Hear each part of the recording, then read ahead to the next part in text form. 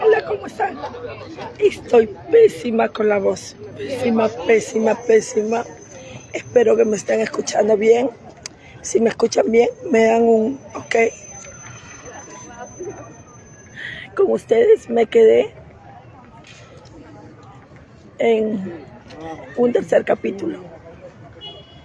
Les iba a hablar del autismo, de cómo llegué a conocer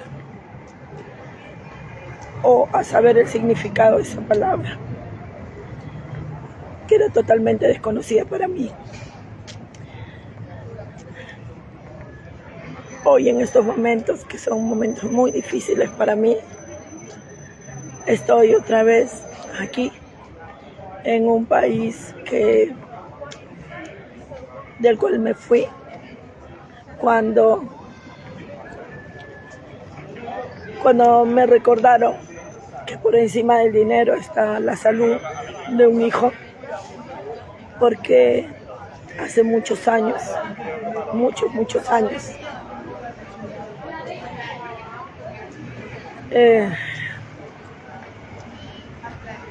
mi vida era totalmente distinta. Me dedicaba a trabajar todo lo que podía y más. Mañana, tarde, noche, fines de semana. Sacar todo lo que podía de ganancia, de dinero, para comprar de repente hasta cosas innecesarias, para rellenarme de cosas totalmente inútiles. Pero era un sistema de vida o una forma de vida a la que me había acostumbrado. Y era tanto ese trabajo que no me di cuenta de que mi hijo, mi pequeñín, que ya iba a cumplir 2 años, no hablaba. No le gustaba que lo toquen. No le gustaban los ruidos. Y ordenaba las cosas de más grande hasta lo más chiquito. Lloraba terriblemente si es que las cosas le salían mal. No me di cuenta hasta que un día pues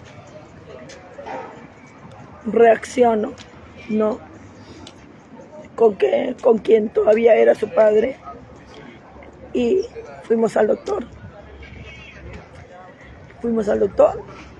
y nos atendió una doctora cubana, muy buena por cierto, y empezaron a hacer una serie de análisis. De ahí le hicieron una prueba de audición, a ver si oía bien.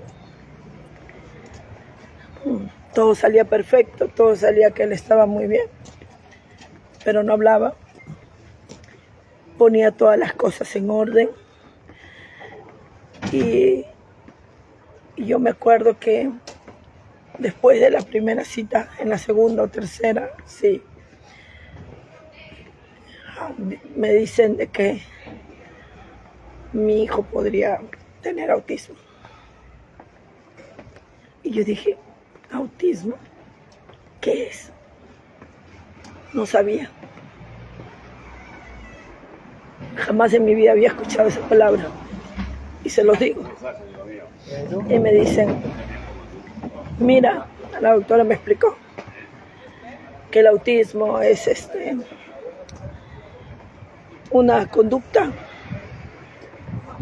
que son, para que ustedes lo entiendan, personas que se encierran en su propio mundo, ¿no? Y que muchas veces pues pueden ser agresivos con ellos mismos porque no logran expresar sus sentimientos. Y de ahí lo primero que una madre hace al preguntarse, al pasar todo esto, es ¿cuál es el tratamiento que le doy? Y te dicen que no hay tratamiento, no hay nada, que solamente pues queda hacer mucha terapia de lenguaje u otras. espero que se hace un examen, porque en ese tiempo y hasta ahora son 13 conductas que determinan que una persona tenga autismo. A mi hijo le faltaban 2, que era el balanceo y el correr rápido. Desde esa noche me puse a observarlo. Lo que ya había perdido yo como mamá de observarlo bien. Y me di con la sorpresa que mi hijito ponía, por ejemplo, los potes de témpera, uno encima de otro, con una destreza y un orden. Las figuritas, los muñequitos de Mickey Mouse y de esas cosas que yo le compraba y él tenía montones, los ordenaba en fila. Y si se movía algo, un poquitito, lo más mínimo, él lloraba terriblemente.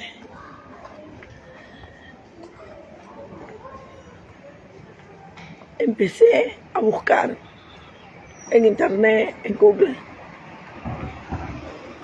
y me di con la sorpresa de que lo que hacía mi hijo también lo hacían otros niños que tenían autismo.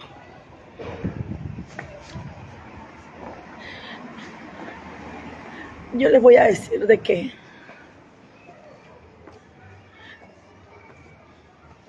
me sentí muy terrible. Me sentí fracasada como madre. Más aún cuando empecé a darme cuenta de que él había tomado conductas que no me había percatado para nada, como por ejemplo el hecho de que todos los días a las 11 de la noche él hacía que su padre lo lleve a comprar al Open Core. Tenía un Mickey Mouse y una elefante que no dejaba por nada del mundo.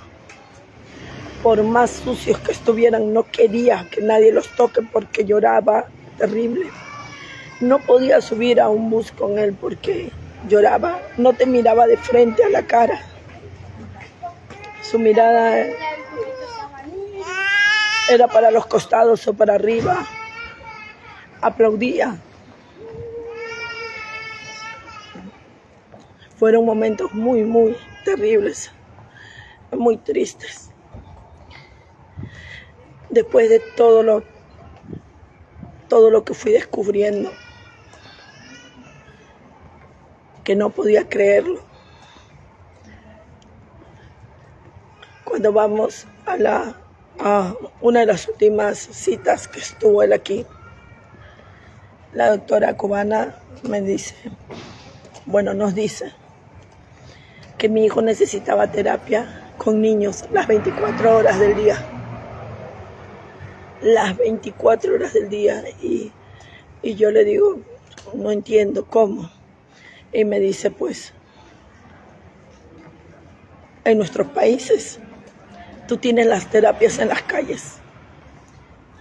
Regrésate a tu país y sácalo a tu niño, porque él tiene que aprender lo que hacen otros niños. Es lo único. Porque me dice también, y fue lo más duro que en ese momento pude escuchar, aunque después vino lo de la esclerosis de mi otro hijo, pero en ese momento fue muy chocante escuchar que te diga que a los 3 años, al cumplir mi hijo los 3 años, los niños que tienen autismo es como si esa puertita para que ellos puedan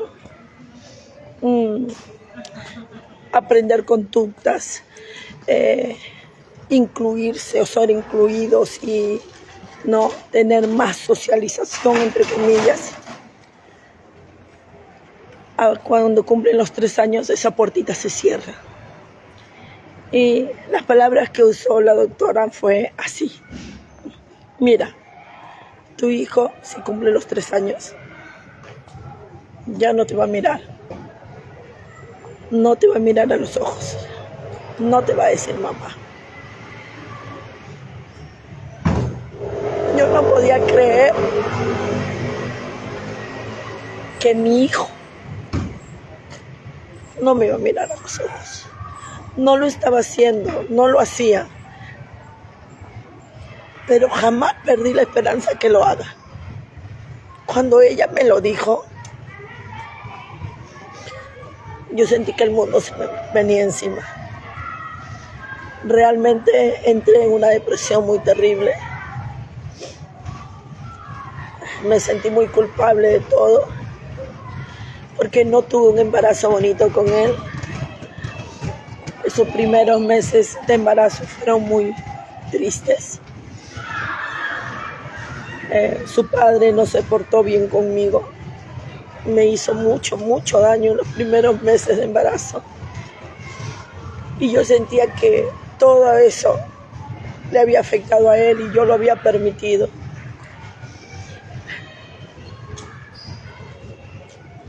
Me acuerdo que se venía su cumpleaños y junto a unos amiguitos de mi hijo nos fuimos acá al McDonald's. Ahí tú pues apartabas, ¿no?, el espacio, así como en cualquier que hacen allá en Perú, y ahí les hace su fiestecita. Y yo hice eso, ¿no? Ustedes no saben lo triste y lo terrible que fue para mí que mi hijo ni siquiera sabía que era su cumpleaños, que no nos miraba, que si alguien se le acercaba a saludar, él se volteaba, que todo el mundo se daba cuenta que no era como todos los niños, y que me daba rabia que lo mires diferente.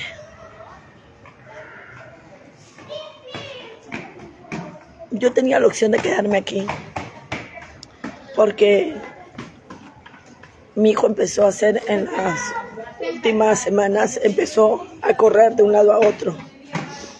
Entonces me iban a dar el carnet rosado. Acá el carnet rosado es un carnet que te dan por discapacidad.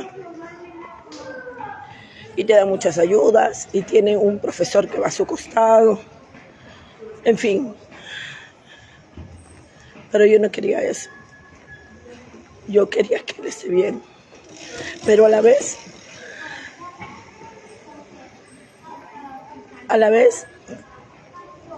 no quería dejar todo lo que había logrado aquí, sobre todo en el aspecto económico. Y saben que ese día de su cumpleaños, que él ni siquiera sabía que era su cumpleaños, y que me dolía todo lo que él estaba pasando. Yo me acuerdo que delante de todos le dije, llorando, yo le pido a Dios que permita que me mires a los ojos y que me digas mamá. Y prometo que si Dios me lo concede, que si Dios me da la oportunidad de escucharte hablar, de que me mires a los ojos. Y yo lo agarraba a su cara y lo miraba yo fijamente.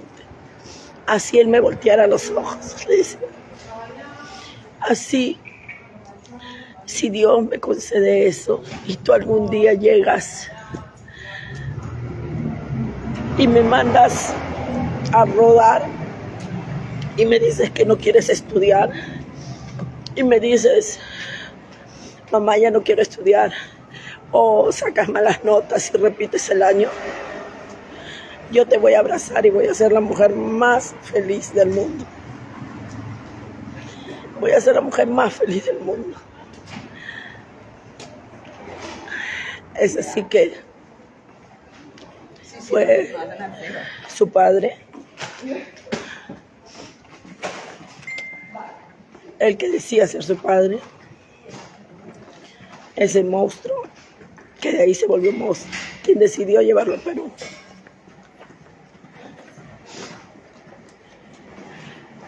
Yo todavía no me podía ir por trabajos, y no me podía ir porque la verdad, y lo digo con toda la sinceridad del mundo, no quería perder todo lo que había logrado aquí, porque me costó mucho.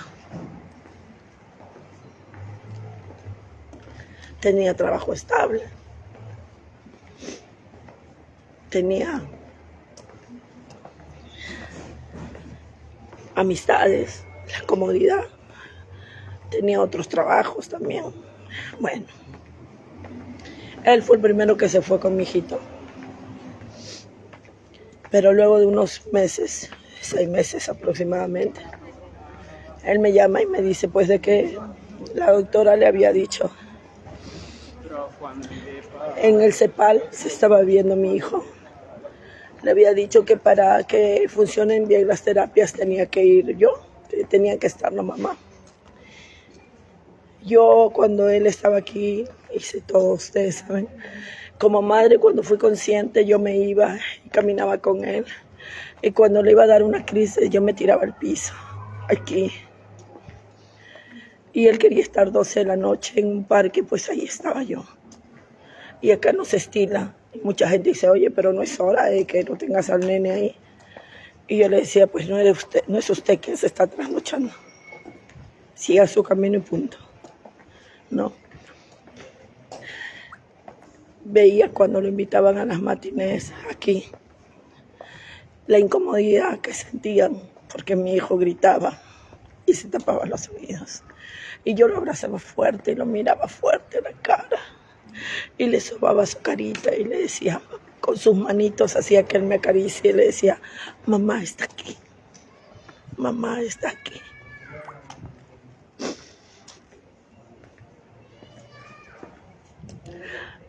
Así que todavía aferrada al dinero, le dije a su padre, bueno, pues si tengo que ir a Perú, como él allá tenía una empresa que mantenía medio mundo, menos a su familia, le dije, pues,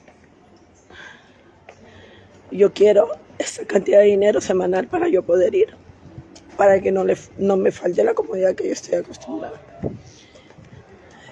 Y ahí sí fue que me regresé a Cuba. Me regresé y lo primero que hice fue lo que me dijo la doctora cubana. Lo saqué a mi hijito, tenía otro nene más pequeñito y lo subí a él en su coche, a mi Fabricio caminando, y lo sacaba a caminar a todos los parques de la ciudad. Caminábamos. Les hicimos unas fiestas hermosas. Teníamos la capacidad económica para hacerlos. Unas fiestas que traíamos los juegos inflables de Esto es Guerra para mis hijos, para los 3.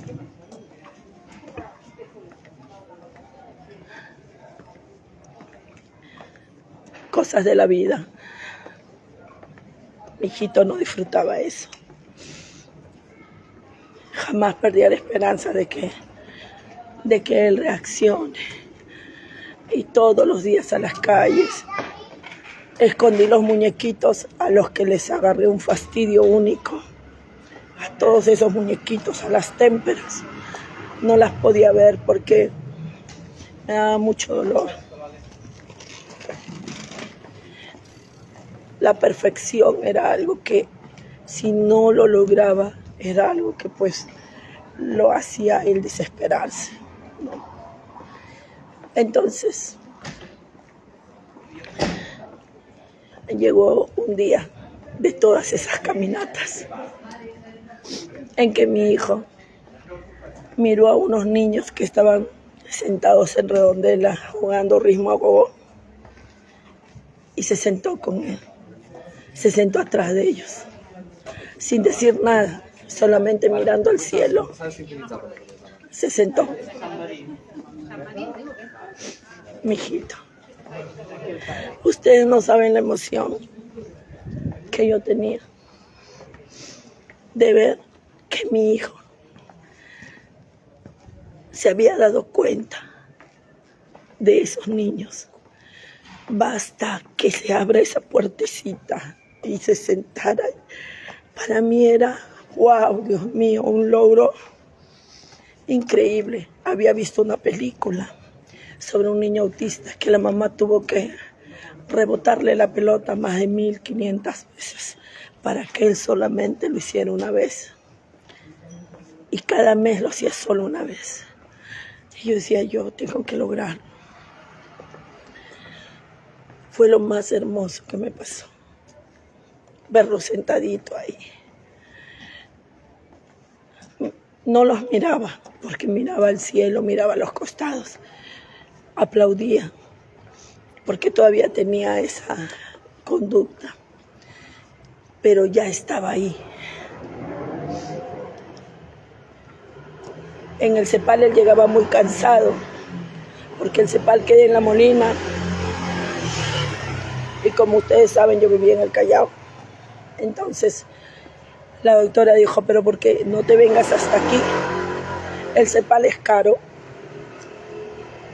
Y claro, yo en ese aspecto tenía pues la posibilidad económica de irme en taxi, venirme en taxi y todo lo demás. Entonces, le digo, bueno, yo me tengo que venir hasta aquí porque yo quiero que él tenga una buena terapia. Y la doctora, muy buena las del CEPAL, lo recomiendo, muy buenas y muy sinceras y muy honestas.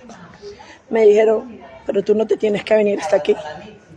Tú en el Callao tienes el Vigil, es un centro también de terapia, pero yo decía, pero ahí es de solamente rehabilitación. O sea, yo pensé que ahí solamente era para las personas que estaban minusválidas y esas cosas, no, con discapacidad más física. Y me dicen, no, ahí también atienden terapias de lenguaje, temas de conductas de niños autistas y todo. Y ahí la consulta está 8 soles, hasta ahorita lo recuerdo. Yo dije, wow, es muy bueno, anda, porque él acá viene dormido, agotado. Y cuando lo despertamos, pues es peor, no lo estás ayudando en nada. Entonces, me fui. Saqué todo ahí. Muy bueno también, los profesionales que estaban ahí. Lógicamente que ahí todo es más económico y las profesoras también te pueden hacer servicio para que vayan a tu casa y te cobran por hora las terapias de lenguaje. Entonces yo podía también hacer eso. Ahí me di cuenta de que había cuánta gente con mucha ignorancia de lo que era el autismo, como yo. Había madres que ni siquiera querían aceptar que su niño era autista. Y que decían, no, lo que pasa es que está malcriado, que está engreído, ¿no? Y por más que las doctoras, las psicólogas le explicaran, no, pero es que esto, es que el otro, porque somos bien tercas ahí, ¿no? A mí, esa doctora, Dora, muy buena, que iba a la casa a hacerle terapia a mi hijo, me dijo, mira, basta que él bote una palabra, una, y olvídate. Ahí se abre todo. Yo vivía en la casa del monstruo en que se volvió su padre. ¿Y ahí, por qué? Porque ahí había un parque, ahí había niños. Y yo hacía de que todos los niños entren, algo que no le gustaba a su madre. Pero lo hacía no por molestar, sino porque yo necesitaba que mi hijo vea niños, porque yo me había dado cuenta que eso lo ayudaba un montón. Trataba de incluir en todo a los niños, en todo. Niños, niños, niños, niños y niños. Lógicamente,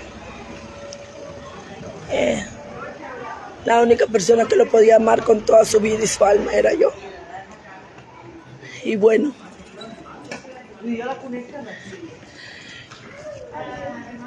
la mujer que como abuela debió proteger y debió entender, ¿no?, por qué el actuar de que los niños estén ahí, llegó al punto hasta de poner los juguetes de mis hijos en un recogedor de basura.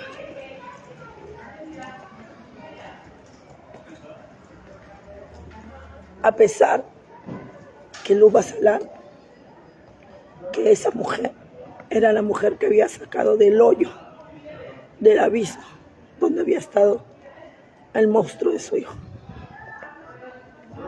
Le hicieron mucho daño a mi hijo, pero a pesar de eso, yo seguí. Hasta que llegó el día más hermoso de mi vida. Como había tantos niños y ustedes saben, pues yo compraba dulces, compraba todo para que estén con él. Mi hijo jugaba, corría para aquí, para allá. Nadie de repente jugaba con él, pero él no importa, estaba ahí mirando y hasta. Hasta que de repente llegó un día que entró a la casa corriendo y sin mirarme, porque todavía no me miraba, mirando a los costados decía, ma, Abba. Y yo, ¿qué? Ma, Abba, y mirando a los costados. ¿Quieres agua? Ma, Abba. Quería agua, estaba diciendo agua. ¿Saben qué me acordé de ese día? Me acordé que a unos meses anteriores, una de mis hermanas, a la que quiero mucho, su hijito, que tiene casi la edad de mi hijo, le había pedido agua y había roto el vaso por jugar con el vaso. Y ella lo gritó, se molestó. Ay, pero ¿por qué haces esto? Y yo reventé a llorar. Y me acuerdo que le dije, no lo grites. Tú no sabes lo que yo daría porque mi hijo me diga mamá, porque mi hijo me pide un vaso de agua.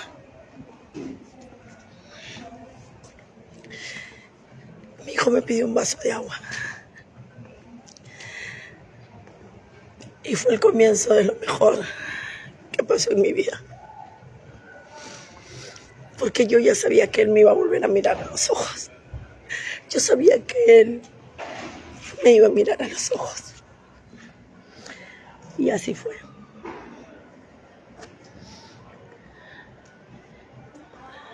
Seguimos con las clases de terapia de lenguaje. Seguí sacándolo a las calles con los niños, porque era lo que necesitaba él, terapia con niños. Seguí haciéndolo. Y llegó uno de los momentos en que ya él aprendió la conducta de los niños, ¿no? Y empezó a imitar, a ser el más inclusivo, les podría decir, porque él aprendió eso.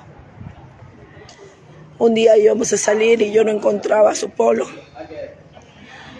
Él solamente decía, Abba, ma, y no señalaba así lo que quería, sino así, pero no tocaba lo que quería.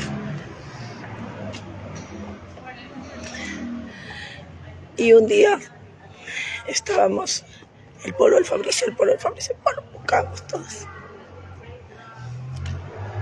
Y ahí de repente, él como que se le activó de nuevo y agarró y dijo, ma, polo, bajo. Ma, polo, bajo. Estaba hablando del polo abajo. Cuando yo miro, y es verdad, el polo estaba debajo de mí, que yo me había sentado, estaba en el mueble encima. Lo abracé, me puse a gritar, me alegré. Yo siempre le agarraba la cara y así él no me miraba. Le agarraba así su cara y yo lo miraba fijamente a los ojos y le volteaba la carita y le decía, eres el amor más grande de mi vida. Esos ojos son míos. Mírame, acá estoy, te amo. Y con sus manitos yo hacía que él me acaricie, aunque él no me acariciaba, no. Es así como empecé toda esa odisea. Paralelo a eso, cuando ya él tenía que ir al cole en Perú, me di con la terrible tristeza de que en el Perú no hay profesionales ni hay colegios que lo ayuden. No hay, señores. Mi hijo venía peor. Lo tuve que sacar de 2 nidos que no tienen ninguna preparación para los niños con autismo, a pesar que yo les había explicado, pero eran desconocedoras del tema. Entonces, pues, mi hijito se había escondido debajo de la mesa de la bulla, lo habían gritado y eso era peor para él. Luego, pues, lo habían dejado con el pañal, con pipí. Lógicamente que él ya tenía una edad que ya no debería estar así, con pañal, pero él estaba aprendiendo muchas cosas. Es así que decidí que llegaba el momento en que yo tenía que hacerme cargo de eso, no esa gente que no estaba preparada. Y por eso es que digo que yo conozco todo lo que tiene que ver con el tema de salud, porque lo he vivido en carne propia.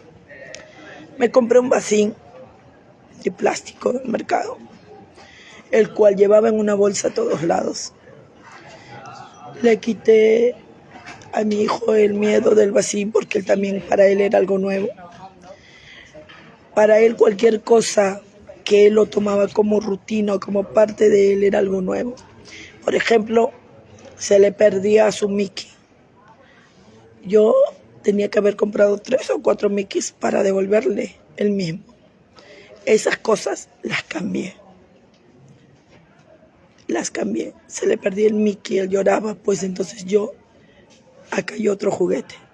Y le insistía con cariño, con amor, con mucha paciencia, hasta que él se acostumbrara a ese algo nuevo. Tenía una colchita que la llevaba para todos lados. La llevé a lavar a la lavadora y él, cuando la vio en la lavadora, lloraba terrible, terrible. Le expliqué, le hablé, seguía llorando. Cuando paró, la sacamos, lo llevé a atenderlo, le seguía hablando, lo cargaba, lo consolaba. Cuando me metía a ver a los grupos de madres que estaban pasando lo mismo que yo, me daba con la sorpresa que todas pasaban lo mismo. Otras con una chompa, otras con una gorra, otras con un pañuelo, pero pasaban lo mismo. El solo hecho de quitarla para lavarlo, para que esté limpio, era una tortura para nuestros hijos. Empecé a ir con ese vasín a todos lados. Y cuando más o menos yo sospechaba que él podía hacer la pipí, ahí mismo ponía mi mano y le decía, moje, moje, moje, moje, que me moje. No la mano ahí, como si fuera una broma, como si fuera... Él no me hacía caso hasta que una vez lo hizo. 2 veces lo hizo. A la tercera, señores, mi hijo venía y me agarraba la mano, señal de que quería hacer la pipí. Y ya no me mojaba la mano porque yo le ponía el vasín y él ya hacía la pipí. Y si en algún momento alguien me diría, ¡ay, qué horror, qué sucia!, Sucia es la que roba. Sucia es la que daña a sus hijos. Sucia es la que prefiere a los hombres por los hijos. Las madres, las verdaderas madres que amamos a nuestros hijos, jamás seremos sucias. Volvería a repetir cada una de las cosas para verlo hoy como está. Decidí que ya no voy al nido, porque no hay nidos preparados, por lo menos en el Callao, que vean este tipo de trastorno autista. Solamente Dios sabe lo que pasa cada niño ahí. Y decidí esperar a que él tenga su edad para que pueda ir a un colegio y así avance en su terapia. Avanzó bastante en su terapia, bastante y mucho más. Y empezó a hablar. Pudo ir a un colegio. Estaba en el Amadeus Mozart con su hermanito, su hermana. Y pudo estar ahí. Aprendió porque eso sí es súper inteligente. Luego al San Pedro, que yo pensé que le iba a chocar terrible por ser colegio público. Pero también les hablé a los maestros, les dije, pero no tuvo ningún problema. Y las veces que su intolerancia o las frustraciones más agudas que él ha tenido, ahí he estado yo. Cuando el padre decide abandonarlos, mi hijo fue uno de los más valientes, porque él veía a su hermano pequeñito y ya aprendió a jugar con él, aprendió a parar con él y lo abrazaba cuando lloraba. Caminábamos juntos, siempre les mentía, les decía, no, el papá está trabajando, se ha ido en un barco y se ha ido a trabajar y el barco demora. Cuando pasó el tiempo, pues ya les tuve que decir la verdad, no con una forma fea, jamás, ¿no? Yo a ustedes les puedo decir que es un monstruo. A mis hijos no. Mis hijos, cada uno de ellos ha tomado su decisión como debe ser. Hoy he regresado, estoy de nuevo en este país.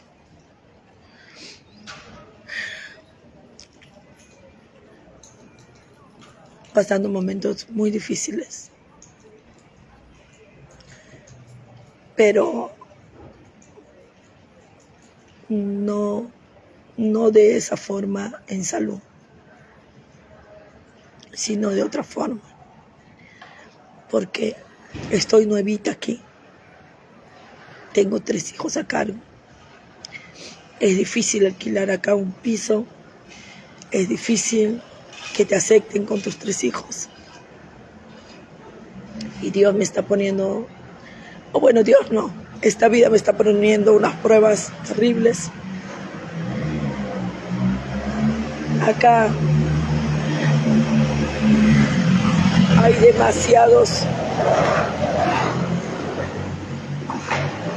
demasiados compatriotas que terminan siendo muchos. Ay, qué hermoso.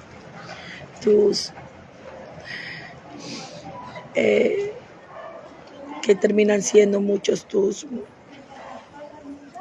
amigos, pero a la vez, pues, cada uno con su mundo. Y otros fujimontesinistas que no pasan ahí, o fujichimpuneros, a los que no les caigo nada bien cuando se enteran que soy Luz Basalar. Porque todo está muy bien hasta que tú dices Luz Basalar y se dan cuenta quién es Luz Basalar en Perú. Pero volvería a repetir todo eso para llegar a este momento. Cuando dije a mis hijos que teníamos que venirnos para acá y que la situación iba a estar bonita y que de repente debajo de un puente íbamos a estar todos juntos, pero que yo quería mantenerlos a salvo. Nunca me imaginé que las cosas iban a estar así, tan difíciles. Pero lógicamente que sí, sabía que podía pasar. ¿Qué le digo a Dios que me está escuchando? Que le diga a esta vida y a este destino y a todos los corruptos que estén detrás de todo lo que vengo pasando, si es que están ahí, que estoy lista para una ronda y más, que no importa todo lo que me hagan pasar, mientras yo esté de la mano de mis hijos. Hoy día una funcionaria pública me dijo: la mayor responsabilidad de la protección de unos hijos siempre es la madre. Y yo agarré y le dije: sí, sí, por eso estoy aquí. Por eso estoy aquí. Porque era mi responsabilidad mantenerlos a salvo. Era mi responsabilidad y es mi responsabilidad dejarlos a mis hijos preparados, fuertes, que conozcan aquí, en este país, todo para poder defenderse. Y le dije, llorando, porque sí, no pude contener las lágrimas y lloré: si estoy aquí, es por defender a mi país. Y si tuviera que volver a repetirlo, lo volvería a hacer. Y voy a seguir dando la pelea. Mire cómo estoy, afónica, con un dolor terrible de garganta, con miles de problemas encima. Pero seguiré alzando la voz por mi país. Y una vez que mis hijos aquí puedan defenderse y yo los deje bien instalados, voy a regresar a mi país a seguir dando la pelea. Pero donde yo esté, voy a seguir luchando por mi país. Eso a mí nadie me lo va a cambiar. Tenía la posibilidad de solucionar más grande de mis problemas si dejaba de transmitir en vivo por Quinto Poder. No dudé ni un minuto. Y dije: no, yo voy a seguir transmitiendo por Quinto Poder. Yo no luché porque mi hijo superara el autismo para venir a rendirme aquí. No, señores. Yo no dejé el Perú para rendirme aquí. No, señores. Podrá faltar cosas esenciales en la vida, pero lo que jamás me va a faltar a mí y a mis hijos es valor, decencia y fe. Eso no me va a faltar. Jamás. Y yo sé que Dios me va a dar toda la fortaleza para salir adelante.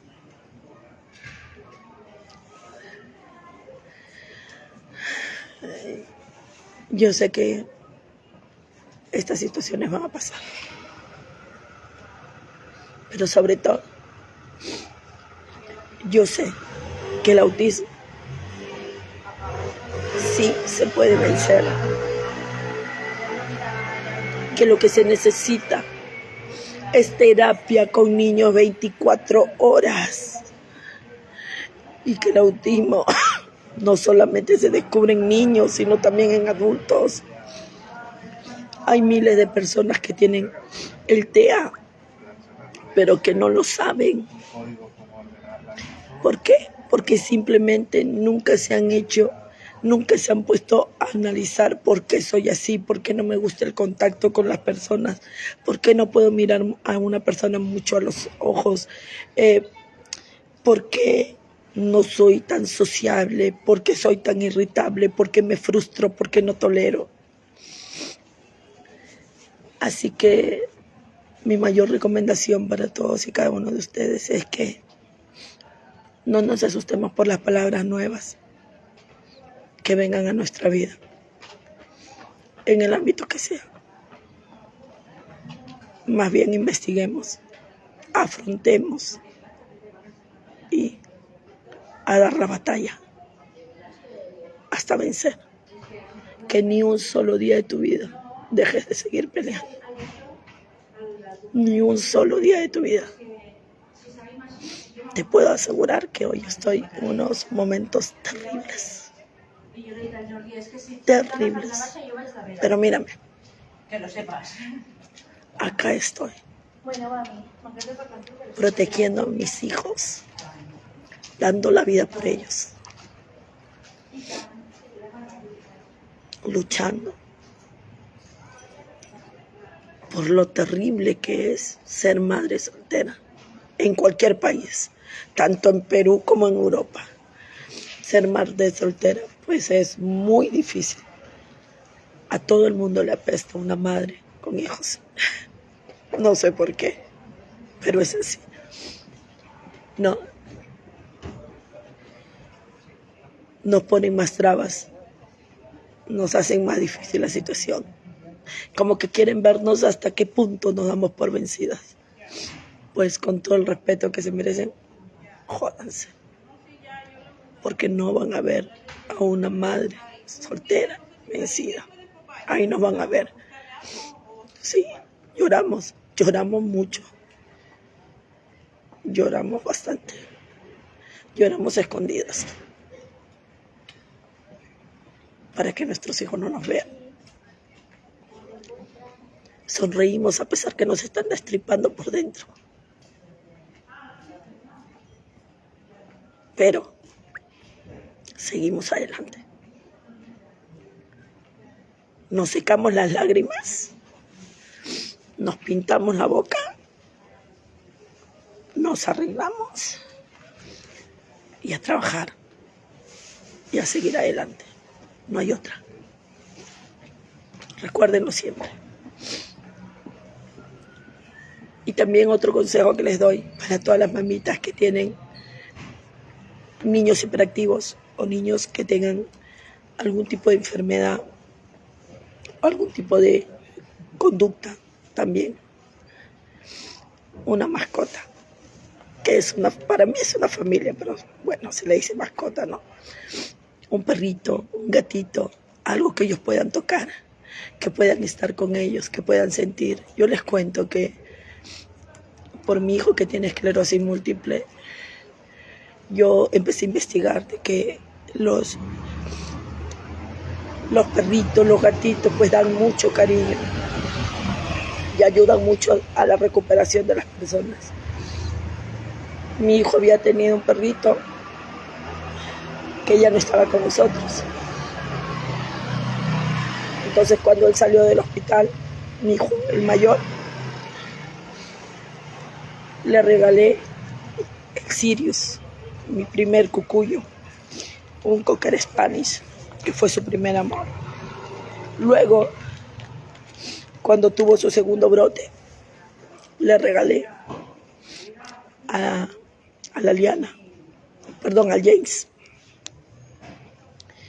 Y en el tercer y último brote, que con la bendición de Dios ya no le ha dado,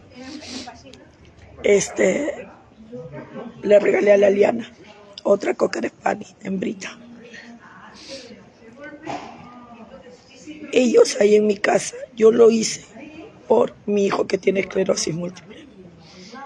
Pero mi Fabricio, mi hijo, ustedes lo vieran cómo empezó. Primero ni los miraba. Yo no sé en qué momento de repente se acercaba y les agarraba así y se iba. Así empezó. Pasó el tiempo, pasó el tiempo, pasó el tiempo. Y ahora son uno de sus más grandes amores. Son su vida. Cómo les habla. Ustedes vieran cómo les habla. Algo me dijo la doctora de la terapia del lenguaje. Me decía, sigue así, que va a llegar el día en que él te va a hablar tanto. Y tú vas a decir, para ya, para. Y llegó ese día. Llegó ese día. En que hay veces da ganas de decirle, ya no hables, hijito, queremos descansar. Así que no pierdan la fe. Sigan luchando. No escondan a sus hijos. Porque un niño con autismo, un niño que tiene autismo, no necesita que nadie lo esconda.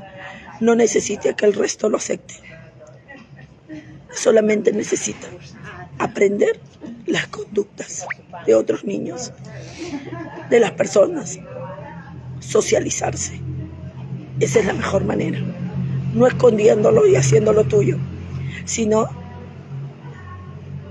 que él mismo aprenda y se incluya. Sí se puede. Así que ya sabes, a por todas. Porque el autismo, si se vence con amor, se aprende a vivir con él con amor y te da unas grandes sorpresas con amor.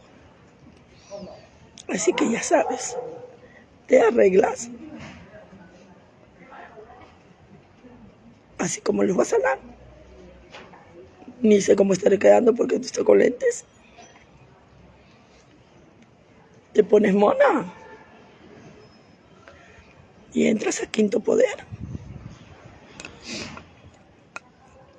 Informas y destruyes a los corruptos y a todos esos que te están haciendo de repente la vida cuadritos aquí. Y a todos los que te desean mal, les das una bofetada. ¿Cómo? Con valor, con dignidad, con respeto. A ti. Porque lo primero que debemos aprender es que si no nos amamos a nosotros mismos, no vamos a ser capaces de amar a otros. Si no nos respetamos a nosotros mismos, no vamos a ser capaces de respetar a otros. Si no valoramos todo lo que tenemos a pesar de las difíciles circunstancias, nunca vamos a aprender las lecciones de esta vida. Recuerden, siempre hay alguien que le está pasando peor que tú. Así que no preguntes el por qué. Y ojo que yo también lo he preguntado, sino que busca solución, busca alternativas. Y si te cierran una puerta, sigue tocando. Y si te cierran la otra, sigue tocando. Y si se te cierran todas y las personas en las que más confías también te las cierran, sigue tocando. Siempre habrá alguien, siempre habrá un ángel que se preocupe por ti. El autismo y yo convivimos bien. Aprendí y él aprendió a que con mis hijos nadie se mete. Así que ya saben, seguimos, señores. Sus bendiciones, mi mayor protección. Comparte esta información porque el autismo no es una cruz. No. Es un privilegio. ¿Y sabes por qué? Porque es ahí donde tú como madre vas a demostrar tu verdadera fortaleza. Recuerda, los quiero mucho. Nos vemos en Quinto Poder.